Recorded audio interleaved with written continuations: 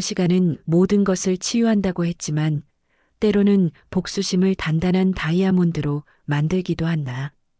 1983년 서울의 한 중학교 교실에서 시작된 이야기가 40년이 지난 2023년 상견례 자리에서 그 끝을 보려 하고 있었다.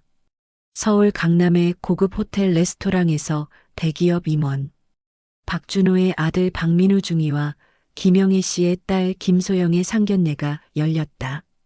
양가 부모들이 정중하게 인사를 나누는 가운데 60세 김철수가 59세 박준호를 알아보며 긴장감이 감돌았다. 두 사람은 중학교 동창이었고 김철수는 현재 사단장이 된 상태였다. 박준호의 아들이 김철수의 부대에 있다는 사실이 밝혀지며 묘한 긴장감이 흘렀다. 1983년 3월 서울 동작구의 한 중학교. 키가 작고 말수가 적었던 김철수는 반에서 가장 약한 존재였다. 반장이었던 박준호와 그의 무리들에게 지속적으로 괴롭힘을 당했다. 용돈을 빼앗기고 폭행을 당하고 선생님들도 모르는 척했다. 가장 치욕적이었던 날은 체육 시간에 박준호가 김철수의 체육복을 숨겨놓고 모든 반 아이들 앞에서 속옷바람으로 서 있게 했던 일이었다. 그날 김철수는 교실에서 울면서 반드시 복수하겠다고 맹세했다. 졸업식 날 김철수는 박준호에게 언젠가 반드시 갚아줄 거야라고 차갑게 말했다. 그 후 40년 동안 김철수는 복수의 약속을 지키기 위해 살아왔다.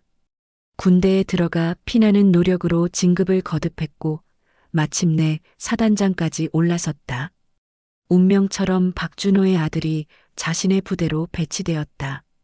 상견례가 끝난 후 김철수는 박준호에게 따로 이야기를 걸었다.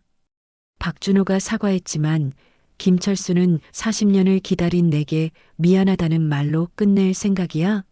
라며 거부했다.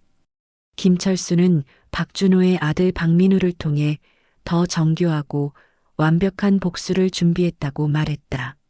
다음 날 박민우 중위는 갑자기 사단장실로 호출되었다. 김철수는 박민우에게 자신과 아버지가 오랜 친구 사이라고 말했다.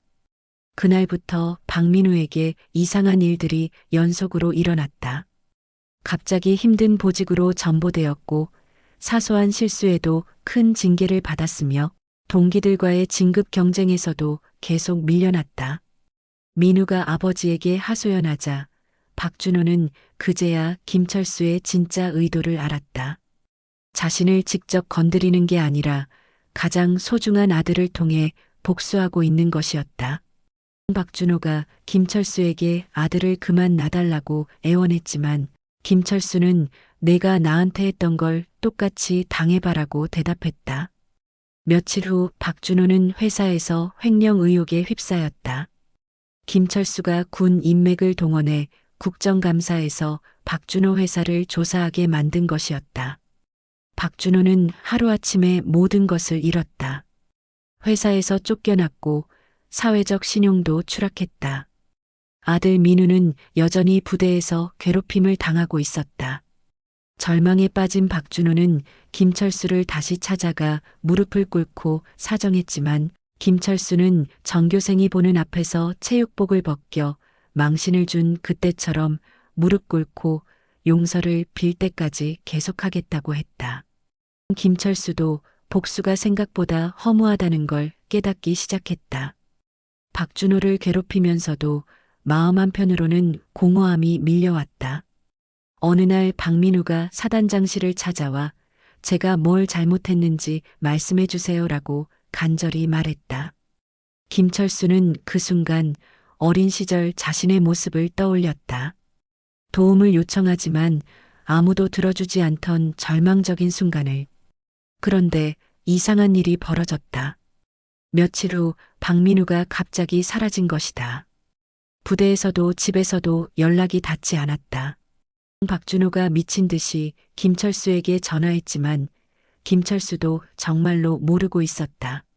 수색대가 나섰고 이틀 후 충격적인 사실이 밝혀졌다. 박민우는 산속 절벽에서 떨어져 의식불명 상태로 발견된 것이다. 병원 응급실에서 박준호가 오열했고 김철수도 창백한 얼굴로 나타나 이건 내가 의도한 게 아니야라고 말했다. 며칠 후 박민우가 깨어나서 한 말은 모두를 충격에 빠뜨렸다. 저는 뛰어내린 게 아니에요. 누군가 저를 밀었어요. 까만 옷을 입은 사람이 뒤에서 라고 말하며 다시 의식을 잃었다. 이제 사건은 새로운 국면을 맞았다. 진짜 범인이 따로 있다는 것이었다. 김철수는 사단 헌병대에 수사를 지시했고 며칠 후 놀라운 사실이 드러났다. 범인은 바로 김소영의 전 남자친구 최민호였다. 상견례 소식을 듣고 질투심에 박민우를 해친 것이었다. 최민호가 체포되면서 진실이 밝혀졌다. 그는 박민우를 미행하다가 산에서 밀어뜨린 것이었다. 병원에서 박준호와 김철수가 마주 앉았다. 박준호가 정말 미안하다고 사과했고 김철수도 내가 너무 멀리 간 것 같아라며 후회했다. 우리 이제 그만 과거에 매달리자. 아이들을 위해서라도라는 박준호의 말에 김철수는 고개를 끄덕였다. 40년간의 복수심이 결국 무고한 아들을 위험에 빠뜨릴 뻔했다는 사실을 깨달았다. 두 사람은 40년 만에 처음으로 진심으로 화해했다. 박민우도 회복되었고 김소영과의 결혼도 무사히 치러졌다. 결혼식 날 김철수는 축사에서 과거의 원한보다는 미래의 희망이 더 소중하다고 말했다. 하지만 이야기는 여기서 끝나지 않았다. 며칠 후 김철수의 집 우편함에 익명의 편지가 도착했다. 복수는 끝나지 않았다. 진짜 복수는 이제부터 시작이다. 편지에는 1983년 중학교 때의 사진이 함께 들어 있었다. 사진 속에는 김철수를 괴롭히던 박준호와 그의 무리들이 있었는데 그 중 한 명의 얼굴에 빨간 펜으로 X자가 그어져 있었다. 김철수는 소름이 돋았다. 박준호만이 아니라 당시 자신을 괴롭혔던 다른 친구들도 누군가의 복수 리스트에 올라 있는 것이었다. 며칠 후 그 사진 속 인물 중 한 명이 의문의 사고로 사망했다는 소식이 전해졌다. 진짜 복수극은 이제 시작된 것이었다. 과연 진짜 복수자는 누구일까? 그리고 그의 정체는 무엇일까? 이 미스터리한 이야기는 2편에서 계속됩니다.